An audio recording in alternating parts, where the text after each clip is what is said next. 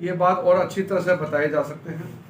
आप सबको विदित है कि अभी जो बजट आए हैं उस बजट में हमारे देश के लिए और देश में आम लोगों के लिए क्या क्या प्रावधान है आप सबको मालूम है। मुख्य रूप से इस बजट में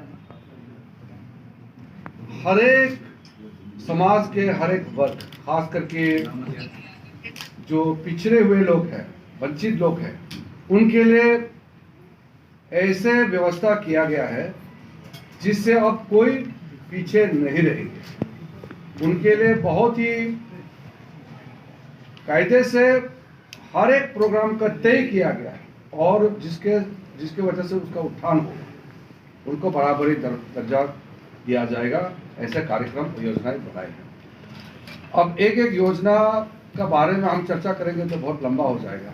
आप सब ऑलरेडी मालूम है इंफ्रास्ट्रक्चर को लेकर के, क्योंकि भारत को एक शक्तिशाली देश बनाना है तो हमारा इंफ्रास्ट्रक्चर को ठीक करना हो। जो रिकॉर्ड पैसे रेलवे के लिए दिए हैं और नए एयरपोर्ट्स बनाने का प्रावधान जो रखे हैं, जितना जो पहले सोच भी नहीं सकते थे, इतना नेशनल हाईवेज और रूरल लिंक रोड्स वगैरह के लिए जो पैसा इस बजट में प्रावधान रखा है कि इतिहास में कभी किसी ने सोचा नहीं होगा कि एक दिन हमारे भारत देश का बजट 45 लाख करोड़ का एक्सपेंडिचर का खाता लोगों के सामने में रखेंगे।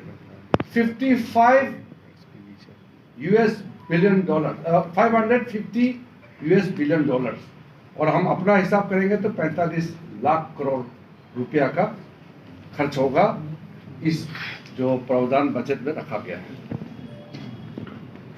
अब दूर दराज जो बॉर्डर एरिया है, जहां पहला कुछ भी नहीं था, अब वहां 5G नेटवर्क, 4G का तो ऑलरेडी प्रावधान कर दिया गया है।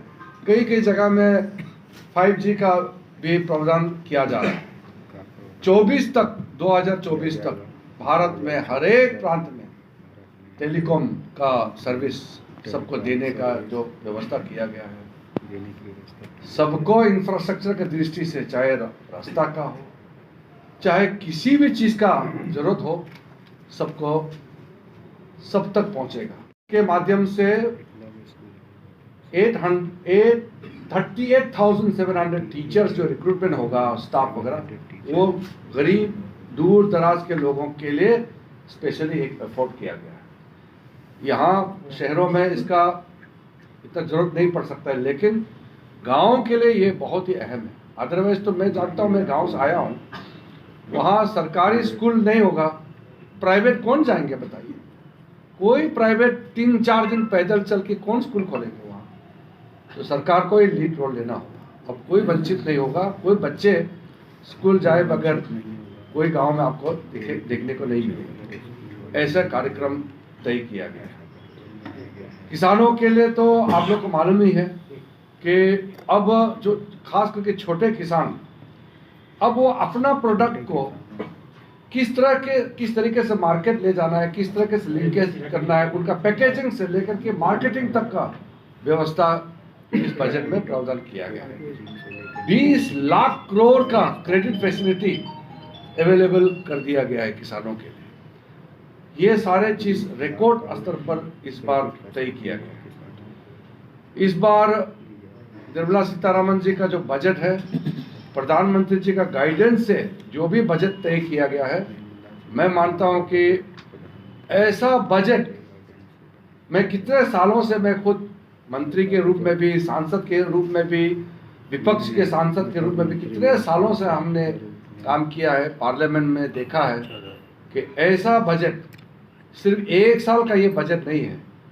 ये 2047 में 25 साल बाद भारत पूर्ण रूप से विकसित राष्ट्र बन जाएंगे, उसका नींव इस बजट के द्वारा रखा गया है। आप तो बजट डॉक्यूमेंट पढ़ा ही होगा, और मिडिल क्लास ओवरऑल के लिए एक जो टैक्स छूट जो आपको दिया गया है, आपको जो ऑप्शन दिया गया है, दूसरा हमने एक टारगेट रख करके जितना लंबित केसेस है इसको एक स्ट्रक्चर्ड वे में आपको एक नतीजा देने के लिए फैसला किया गया है कि इस बजट के बाद आपके पास ऑप्शन है और आप सेटलमेंट अपने पसंद के मुताबिक आप तय कर सकते हैं। मिडिल क्लास के लिए तो ये बजट जो है ये गरीबों का तो ही है और एक तरीके से अगर आप पूरा देखेंगे तो मिडिल क्लास के लिए पहली बार इतना राहत लेकर के इस बजट के द्वारा आया है। तो मिडिल क्लास तो मध्यम वर्ग के लोग तो बहुत ही, ये वार्षिक बजट के दृष्टि से मत देखिए, ये भविष्य का बहुत बड़ा लक्ष्य को सामने में रखते हुए इस साल का बजट पेश किया गया है।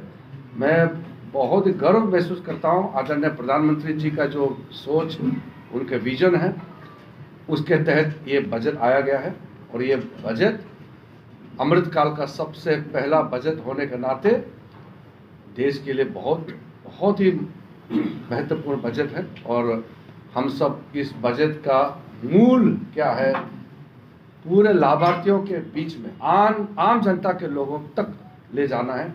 इसी दृष्टि से मैं आज आपके बीच में आया हूँ।